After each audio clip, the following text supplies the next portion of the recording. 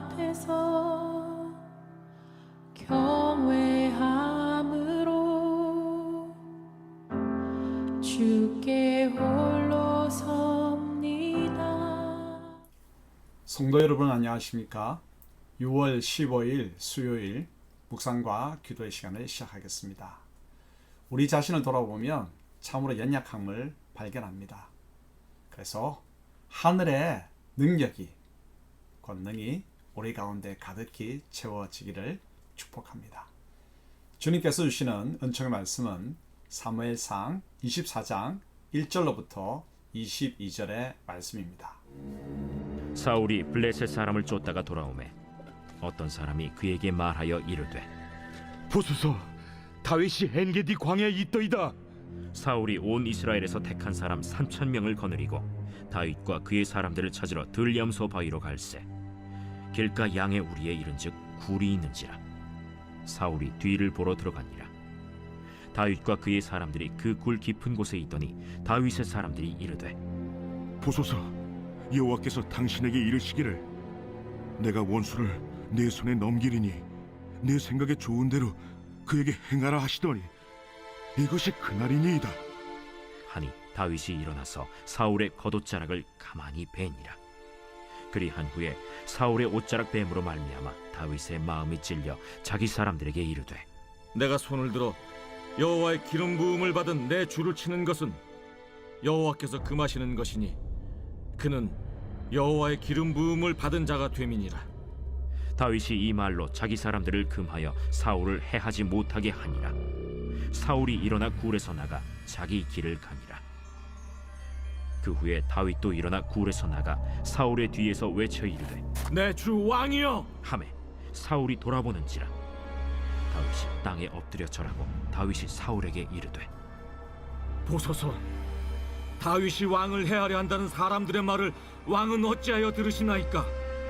오늘 여호와께서 굴에서 왕을 내 손에 넘기신 것을 왕이 아셨을 것이니이다.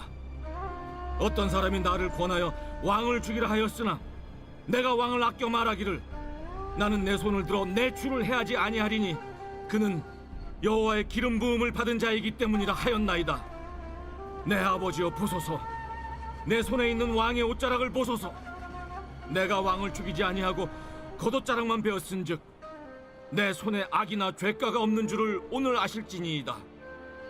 왕은 내 생명을 찾아 해하려 하시나 나는 왕에게 범죄한 일이 없나이다. 여호와께서는 나와 왕 사이를 판단하사 여호와께서 나를 위하여 왕에게 보복하시려니와 내 손으로는 왕을 해하지 않겠나이다.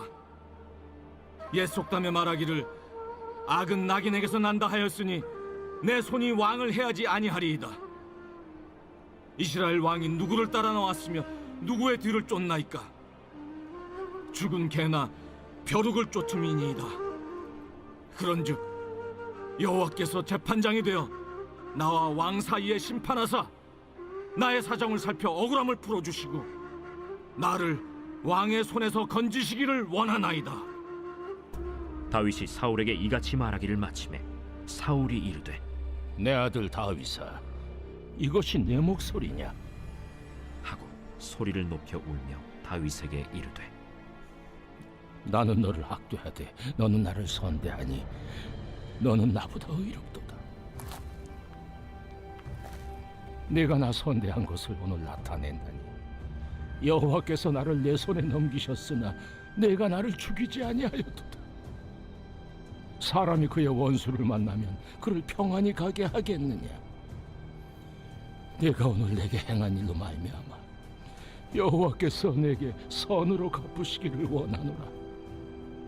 보라, 나는 내가 반드시 왕이 될 것을 알고 이스라엘 나라가 내 손에 견고히 설 것을 아노니 그런즉 너는 내 후손을 끊지 아니하며 내 아버지의 집에서 내 이름을 멸하지 아니할 것을 이제 여호와의 이름으로 내게 맹세하라 하니라.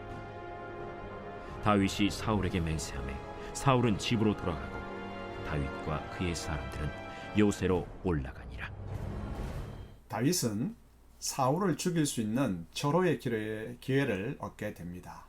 하지만 다윗은 하나님이 기름 부으신 자를 해칠 수 없다며 사울을 죽이지 않죠. 그럼 먼저 사울을 해치지 않은 다윗에 대해서 알아볼까요? 사울 왕은 다윗을 추격하다가 용변을 보기 위해 동굴로 혼자 들어갑니다. 그런데 그곳에 다윗 일행이 숨어 있었죠. 다윗의 부하들은 하나님이 주신 기회이니 사울을 죽이자고 권합니다. 하지만 다윗은 몰래 사울의 겉옷자락만 자르고 그를 보냅니다. 다윗이 부하들의 주장을 단호히 거절할 수 있었던 이유는 심판하시는 분은 하나님이심을 알았기 때문이죠. 자신의 대적자, 원수를 처단할 수 있는 절호의 기회가 올 때 그것을 하나님의 뜻에 따르기는 쉽지 않습니다. 하지만 항상 하나님의 뜻을 묻고 순종했던 다윗이라 가능했죠.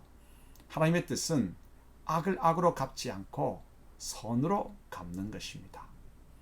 나를 괴롭히는 상대를 얼마든지 나의 힘으로 처리할 수 있는 기회가 왔을 때 나는 어떻게 할까?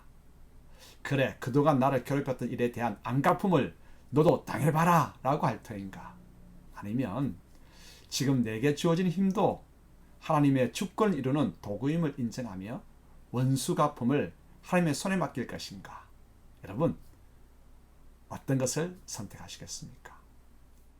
두 번째로 다윗을 축복하고 물러가는 사울에 대해서 알아볼까요?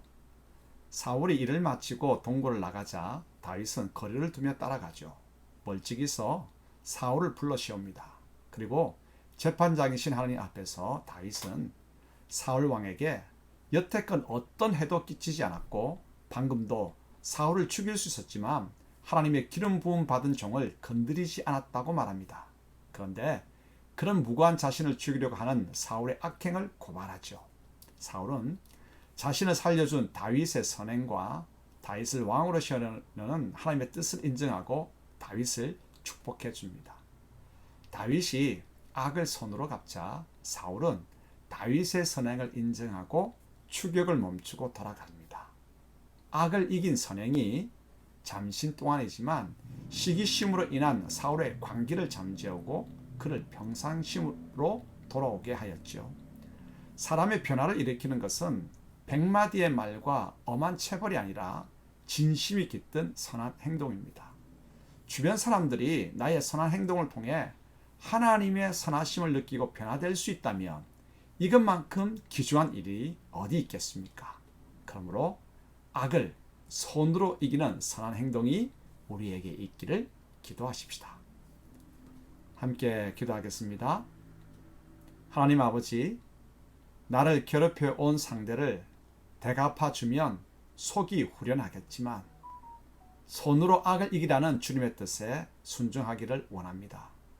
내 속 가득한 자연인의 본성을 극복하고 상대에게 선을 베풀 수 있도록 종을 도와주옵소서.